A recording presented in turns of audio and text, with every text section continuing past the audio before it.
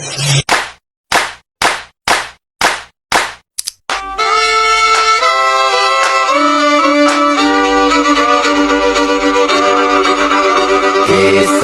usang tikus-tikus kantor yang suka berenang di sungai yang kotor. Kisah usang tikus-tikus berdasi yang suka ingkar janji.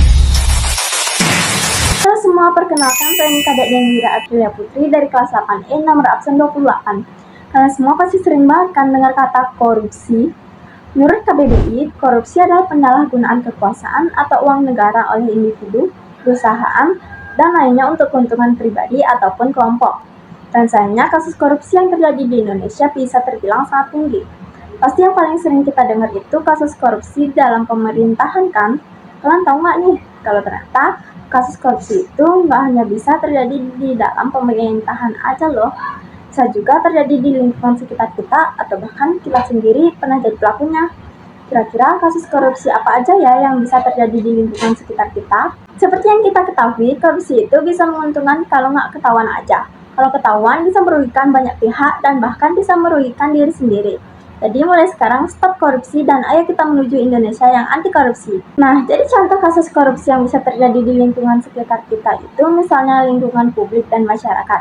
Contohnya pungutan liar, seperti petugas instansi pemerintah meminta sejumlah uang di luar ketentuan yang berlaku untuk mempercepat urusan seperti pengurusan KTP atau perizinan.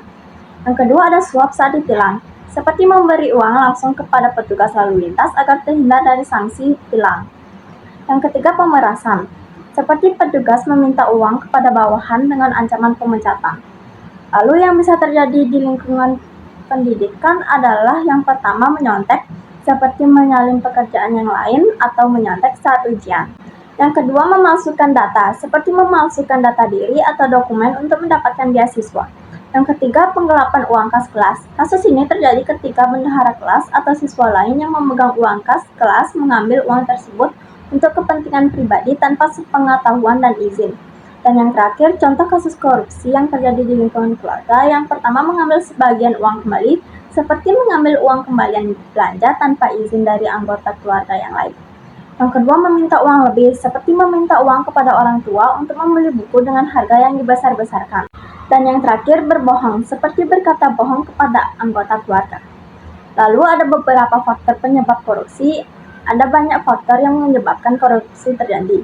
Yang pertama, keserakahan individu atau yang tak pernah puas dengan apa yang dimiliki. Yang kedua, lemahnya sistem pengawasan dan penegakan hukum. Yang ketiga, adanya budaya permisif di masyarakat seolah-olah korupsi adalah bukan hal biasa. Dan yang terakhir, minimnya pendidikan, moral, dan spiritual. Semua faktor ini bisa mendorong seseorang untuk berbuat curang demi keuntungan pribadi ataupun kelompok. Seperti yang kita ketahui, korupsi itu bisa menguntungkan kalau nggak ketahuan aja. Kalau ketahuan bisa merugikan banyak pihak dan bahkan bisa merugikan diri sendiri. Jadi mulai sekarang stop korupsi dan ayo kita menuju Indonesia yang anti korupsi.